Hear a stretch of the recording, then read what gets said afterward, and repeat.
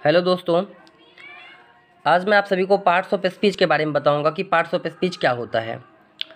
मैं पहले से ही लिख लिया हूं ताकि समय कम लगे, वीडियो छोटा बने, क्योंकि ज़्यादा वीडियो बड़ा बन जाता है तो अपलोड करने में दिक्कत आती है। तो चलिए दोस्तों, लिखा है यहाँ पे all the words of English language, अंग्रेजी भाषा के जितने भी शब्द हैं, आर डिवाइडेड, बांटा गया है, इनटू 8 पार्ट्स, 8 भागों में, according to their use and work, उसके उपयोग और उसके काम के अनुसार, इन अ सेंटेंस, एक सेंटेंस में। उसी को पार्ट्स ऑफ स्पीच कहते हैं। यानी कि पार्ट्स ऑफ स्पीच हम उसे कहेंगे जो भी हम लोग इंग्लिश में बोलते हैं या लिखते हैं, उसमें जितने तमाम वर्ड्स लिखते हैं उसे 8 भागों में बांटा गया है उसके यूज और उसके वर्क के आधार पर। तो उसी 8 भागों को, यानी कि उसी 8 पार्ट्स को हम लोग पार्ट्स ऑफ स्पीच कहते हैं। जिसमें से पहला जो है नाउन कहलाता है। क्या कहलाता है दोस्तों? नाउन कहलाता है। सो नाउन का डिफिनेशन क्या हो सकता है? Noun is the naming word. Noun क्या है? एक नेमिंग वर्ड है, मतलब नाम वाला शब्द है। दुनिया का वह सभी वस्तु, सभी चीज़ें, सभी फीलिंग्स, सभी लोग, व्यक्ति, सभी जगह के नाम को हम लोग नाउन कहते हैं। मतलब noun is the name of any person, place, things, feeling और आइडिया एट्सेट्रा। ये सभी चीज़ें का जो नाम है उसको हम लोग नाउन कहते हैं। जैसे कि राम एक लड़का का नाम है, मोहन एक लड़का का नाम है, दिल्ली दिल्ली, ये दिल्ली एक शहर का नाम है, काव गाय का नाम है, जानवर का नाम है, बुक किताब थिंग्स का नाम है, हैप्पीनेस फीलिंग का नाम है। तो ये सभी चीज़ जो है ये क्या कहलाता है? नाउन कहलाता है। ठीक है दोस्तों, आगे बढ़ते हैं। प्रोनाउन। देखिए दोस्तों, प्रोनाउन जो होता है, द वर्ड, वह शब्द, विच इज़ यूज्ड, जिसका प्रयोग किया जाता है, इंस्टीड ऑफ नाउन, नाउन के बदले। इंस्टीड का मतलब होता है के बदले, इंस्टीड ऑफ का मतलब के बदले। किसके बदले? तो नाउन के बदले। तो वह शब्द जो प्रयोग किया जाता है नाउन के बदले वह कहलाता है प्रोनाउन। क्या कहलाता है? प्रोनाउन। नाउन के बदले प्रोनाउन। अब देखिए एग्जाम्पल मैं यहाँ पर लिया हूँ, Ram is a boy, Ram एक लड़का है। अब बार बार बोलो कि Ram is a boy, Ram एक अच्छा Ram is a good boy, Ram goes, Ram comes, कुछ भी, तो राम राम बाद में बार बार कह रहे हैं। तो राम के बदले मैंने क्या किया? ही का प्रयोग कर दिया। He is a boy. तो राम के बारे में अब हम ही लगा करके कह रहे हैं कि वह एक लड़का है। राम इज़ अ बॉय, वह लड़का है, या राम एक लड़का है। ही इज़ अ बॉय, वह एक लड़का है। तो ये जो ही है वह किसके बदले आया? राम के बदले आया। तो यहाँ पर ये क्या कहलाएगा? प्रोनाउन कहलाएगा।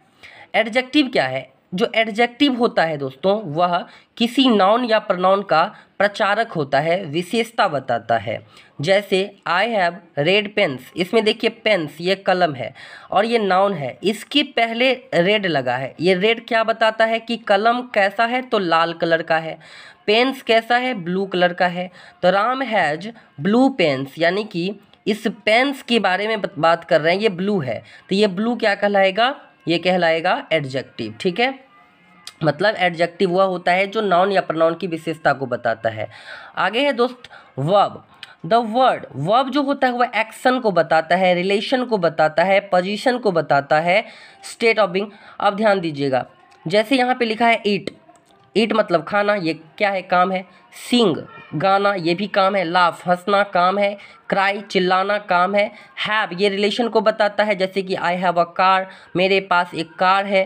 तो यहाँ पे हैव जो होगा वो वर्ब होगा। जब हम इसको डिटेल क्लास में समझाएंगे वर्ब को, तब आपको समझ में आएगा कि have, is, am, are, was, were, ये भी वर्ब कहलाते हैं। ठीक है, अब आगे है एडवर्ब। क्या है? एडवर्ब।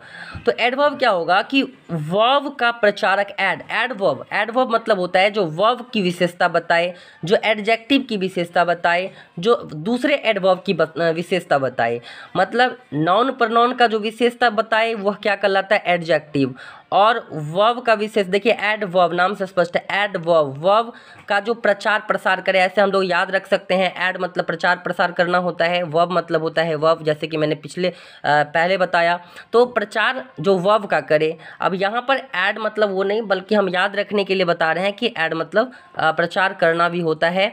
तो याद कर सकते हैं आप। द वर्ड विच क्वालिफाइज, वह शब्द जो क्वालिफाइज करे, बताए, वर्ब की विशेषता बताता हो, एडजेक्टिव या फिर दूसरा एडवर्ब के बारे में बताता हो तो वह कहलाता है एडवर्ब। जैसे कि स्लोली धीरे धीरे, ब्यूटीफुली सुंदरता, क्लियरली स्पष्टता, वेरी बहुत, एट्सेट्रा, ये सभी क्या है, ये सभी हैं एडवर्ब। अब बताते हैं, देखिए जैसे हम बोलेंगे कि he goes slowly, he goes slowly, मतलब क्या हुआ, वह धीरे धीरे जाता है। अब देखिए ये जाता है वर्ब है, जाना वर्ब है, और कैसे जाता है तो स्लोली जाता है, धीरे धीरे जाता है, तो ये स्लोली क्या हो गया, वर्ब का विशेषता हो गया, तो ये कहलाता है एडवर्ब। ठीक है, अब यहाँ पर बताते हैं आगे प्रीपोजिशन। प्रीपोजिशन क्या होता है, द वर्ड विच कम्स, वह शब्द जो आता हो बिफोर द नाउन, नाउन या प्रोनाउन के पहले आता हो, यानी कि हमेशा ये नाउन और प्रोनाउन के पहले आएगा उसके रिलेशन को बताने के लिए। ठीक है, तो वह कहलाता है सेंटेंस में प्रीपोजिशन।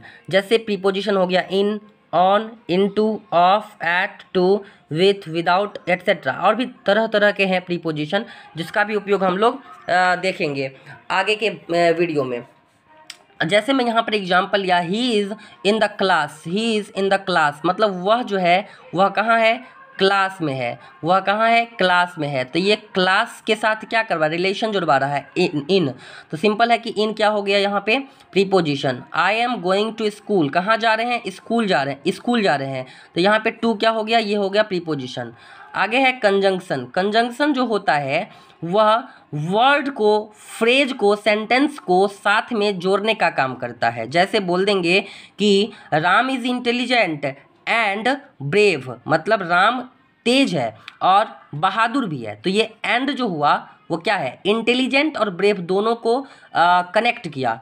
बट भी उसी तरह से दो वर्ड्स को या दो सेंटेंसेस को जोड़ने का काम करता है, तो इसे हम कंजंक्शन कहेंगे। यानी कि the words which is used to join words, phrase, sentences together, that is called conjunction। अब दोस्तों देखिए यहाँ पे लास्ट है इंटरजेक्शन। क्या है, इंटरजेक्शन।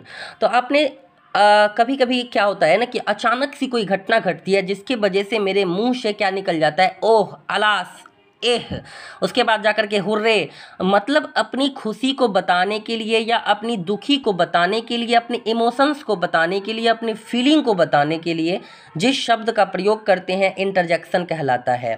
जैसे द वर्ड, वह शब्द, विच एक्सप्रेसेस, जो बताता हो, सम फीलिंग, सडन फीलिंग, मतलब अचानक वाला जो फीलिंग होता है। जैसे अचानक लाइट कट जाती है तो हम लोग कह सकते हैं ओफ, मतलब ये जो ओफ क्या है, ये ओह क्या है, ये इंटरजेक्शन है।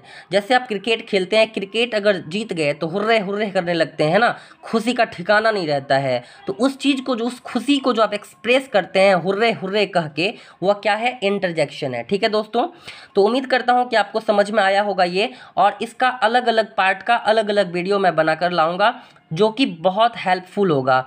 मतलब इंग्लिश पार्ट्स ऑफ स्पीच के बिना अधूरा है, ऐसा हम कह सकते हैं। ठीक है दोस्तों, तो चलिए आज रहने देते हैं इतना ही पर, फिर मिलते हैं अगले वीडियो में।